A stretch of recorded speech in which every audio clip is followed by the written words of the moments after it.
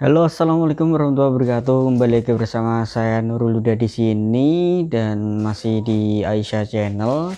Dan seperti biasa kita akan membahas seputar dunia peternakan, khususnya peternakan ayam broiler atau ayam berdaging.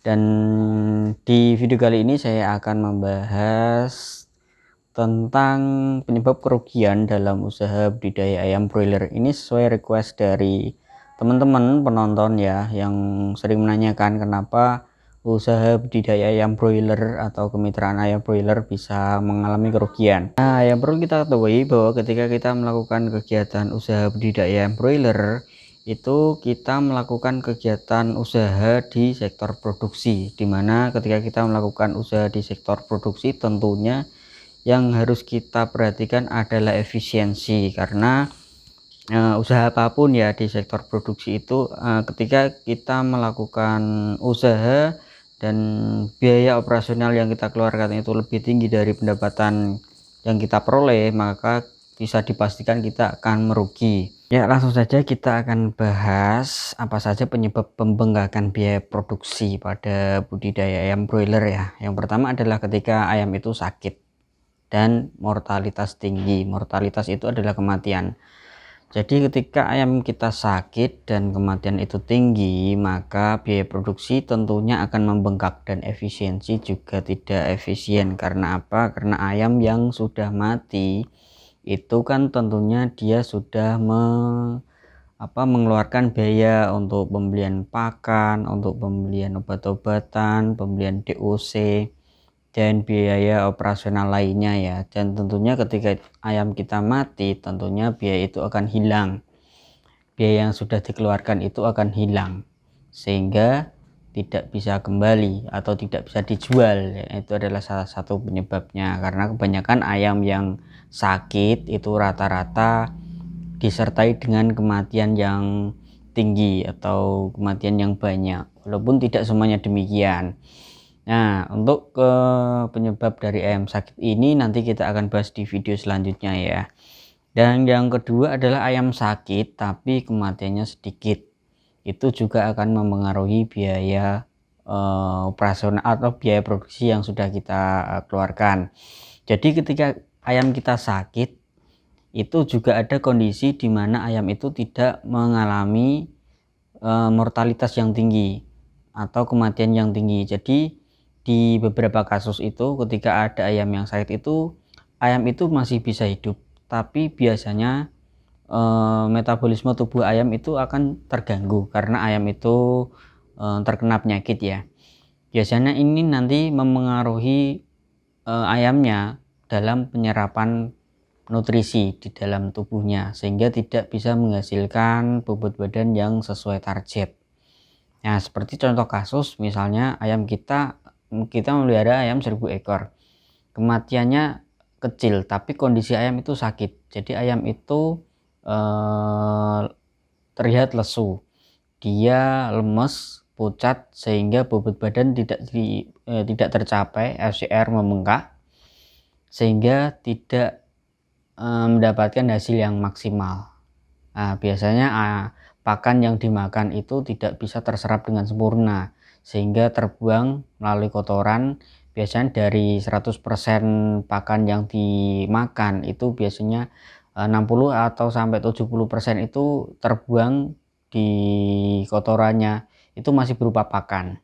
Jadi tidak terserap sempurna, padahal ayam itu sudah makan banyak. Nah, itu kan nanti pengaruhnya di efisiensi, sehingga ayam itu tidak efisien. Nah, seperti mencret atau yang lainnya seperti itulah ya, karena kondisi ayam yang tidak sehat. Untuk yang poin ketiga adalah salah satu penyebab pembengkakan biaya produksi ini, yang poin ketiga, pertumbuhan tidak seragam. Atau ayam itu dalam satu farm itu banyak yang kerdil. Ini pengaruhnya nanti di pembengkakan biaya produksi atau tidak efisien. Contoh kasus seperti ini ya, dalam satu farm itu ketika kita tidak melakukan sexing atau seleksi misalnya, jadi ayam itu masih bercampur baur antara yang kecil yang besar. sehingga ayam yang kecil itu cenderung dia kalah dalam ketika dia makan ya. Jadi ayam itu kalah dengan ayam-ayam besar, sehingga ayam itu masih tetap hidup tapi tidak bisa memproduksi pertumbuhan bobot badan yang normal, sehingga dia tetap hidup makan tapi tidak bisa optimal pertumbuhannya. Biasanya itu nanti ketika setelah panen kita baru tahu. Ayam itu kita pelihara misalnya chick-in 1000 ekor. Kita ketika panen masih 1000 ekor tapi pertumbuhan bobot badannya tidak bisa seragam, banyak yang kecil, mungkin 70% atau 60% banyak yang kecil ya. Biasanya dipengaruhi karena kita jarang melakukan seleksi, jadi harusnya kan ayam yang kecil disendirikan, ayam yang besar sendirikan, jadi untuk perebutan pakannya tidak terlalu berkompetisi ya. Jadi ayam itu bisa makan dengan nyaman, memproduksi daging dengan bagus, kurang lebih seperti itu. Nah, untuk poin yang ketiga ini, ayam yang kerdil ini biasanya dikontrak di setiap kemitraan itu bobot ayam ketika panen itu antara ayam yang kecil dengan ayam yang normal itu harga kontraknya berbeda. Itu nanti pengaruhnya di pendapatan. Ketika ayam yang banyak yang kerdil, harga kontraknya kan rendah. Untuk ayam yang normal, harga kontraknya normal atau lebih tinggi. Jadi kita kalahnya di ayam yang kerdil tadi karena harga kontraknya lebih rendah. Itu biasanya di kontrak-kontrak di kemitraan itu seperti itu. Nah, untuk poin yang keempat, ini penyebab pembengkakan biaya produksi dalam usaha budidaya ayam broiler ini adalah penyerapan pakan tidak maksimal. Ini kondisi ayamnya sehat ya. Kondisi ayam sehat tapi penyerapan pakan tidak maksimal sehingga FCR itu membengkak atau konsumsi pakan membengkak. Nanti kita akan bahas di video selanjutnya tentang FCR. Nah, ini biasanya kasusnya itu adalah karena manajemen yang kurang baik. Misalnya contoh kasus seperti ini. Ketika kita memelihara ayam, sudah waktunya kita pelebaran, tapi kita belum melebarkan sehingga ayam itu terlalu penuh sesak di salah satu brooding ya. Ya nanti efeknya ke poin ketiga tadi, ke ayam kerdil bisa jadi, atau ayam yang di beberapa titik itu tidak mendapatkan asupan nutrisi karena jangkauan ke tempat pakan itu dia terhalang oleh teman-temannya ya, karena terlalu penuh sesak. Itu nanti salah satu faktor penyebabnya. Jadi pertumbuhan ayam jadi tidak seragam karena ayam ada yang nggak makan. Nah, itu salah satu faktor. Yang selanjutnya adalah karena faktor cuaca ya. Mungkin untuk kandang-kandang yang masih open itu cuaca panas atau dingin. Nah, ini untuk cuaca dingin ya. Itu pengaruhnya nanti ketika ayam itu makan, itu kalau cuaca terlalu dingin, itu pakan yang diserap oleh tubuh itu digunakan untuk mempertahankan suhu tubuh ayam itu sendiri. Jadi untuk mempertahankan suhu tubuh ayam sehingga pakan yang dimakan itu tidak menjadi daging atau tidak memproduksi dagingnya ayam itu ya. Jadi itu pakan akan ibaratnya terbuang untuk mempertahankan suhu tubuh.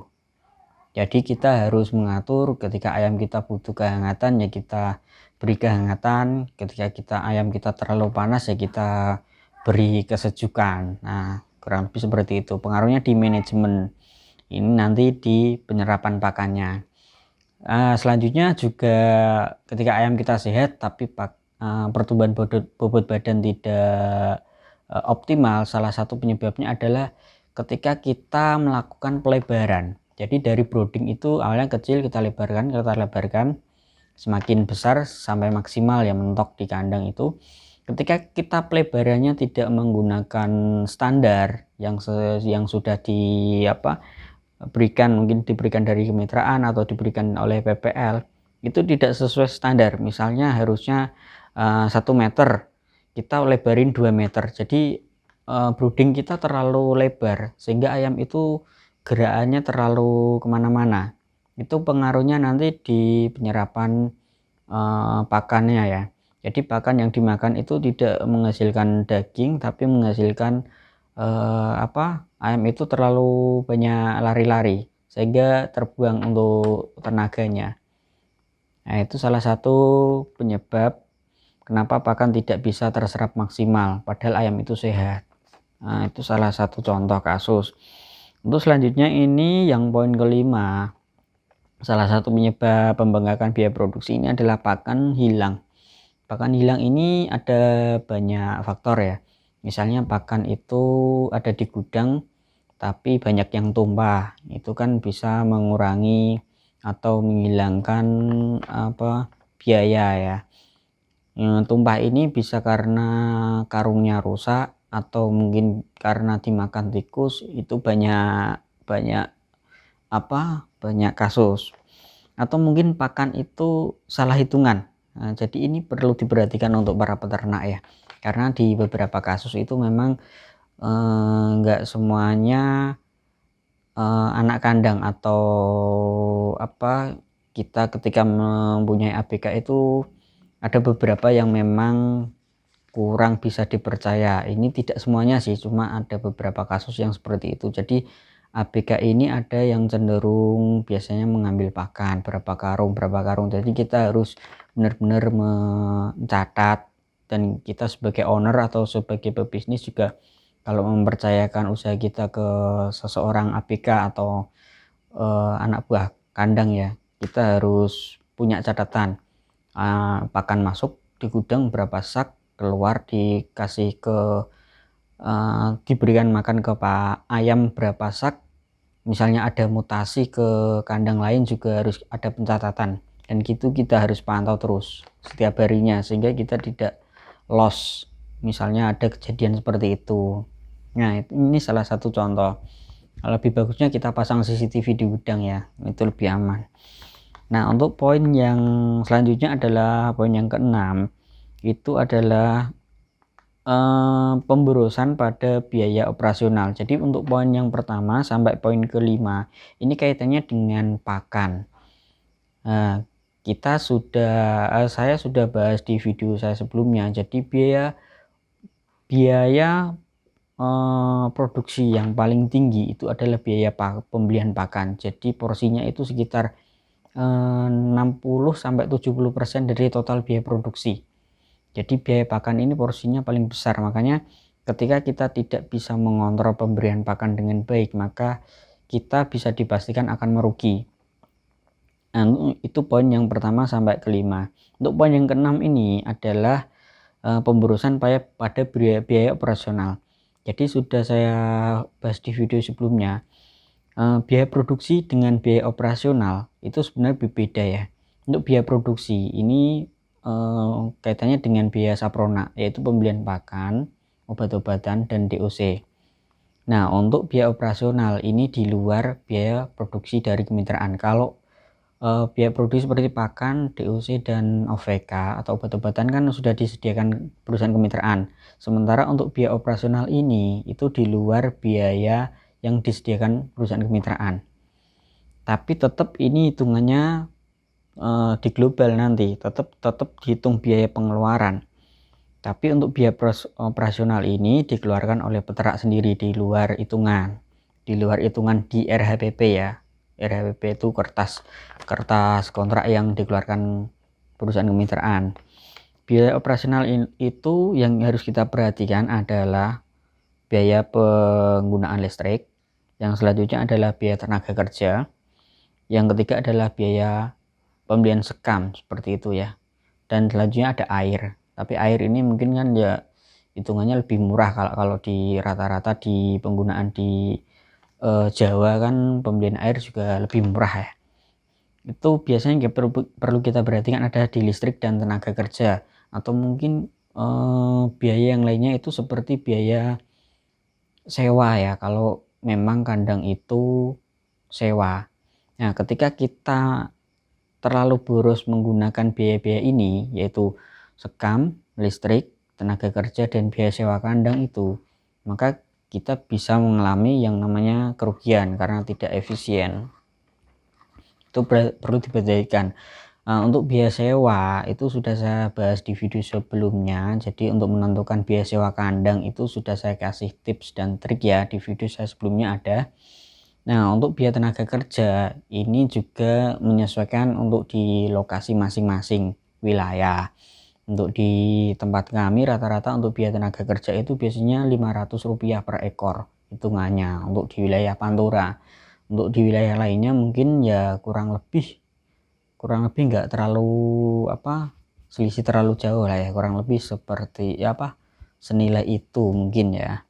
Itu yang perlu diperhatikan. Tapi untuk porsi biaya operasional dari peternak ini sendiri itu porsinya nggak terlalu besar.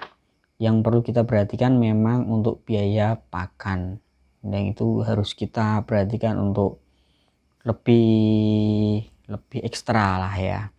Untuk perhitungannya supaya kita lebih efisiensi, nanti kita bisa mengontrol dengan rumus FCR, sehingga kita bisa mengontrol apakah usaha budidaya ayam broiler ini yang kita kelola ini apakah sudah efisien atau belum. Gitu kita menggunakan rumus FCR ya, nanti kita akan bahas di video selanjutnya. Nah, itu adalah salah satu poin-poin yang perlu kita perhatikan supaya usaha budidaya ayam broiler yang kita kelola itu tidak mengalami kerugian. Jadi ada 6 poin itu tadi ya. Jadi yang pertama ayam sakit mati banyak, yang poin yang kedua ayam sakit tapi matinya nggak banyak, yang ketiga adalah pertumbuhan tidak seragam, yang keempat adalah penyerapan pakan tidak maksimal, yang kelima pakan hilang, yang keenam adalah pemborosan pada biaya operasional, yaitu adalah salah satu penyebab kerugian atau pembengkakan biaya operasional dalam usaha budidaya ayam broiler ya. Mungkin kalau teman-teman ada yang tanya silahkan tulis di kolom komentar, silahkan kalau ada masukan ditulis aja di kolom komentar, nanti kita akan bahas dan kita akan review di Aisyah channel. Terima kasih. Wassalamualaikum warahmatullahi wabarakatuh.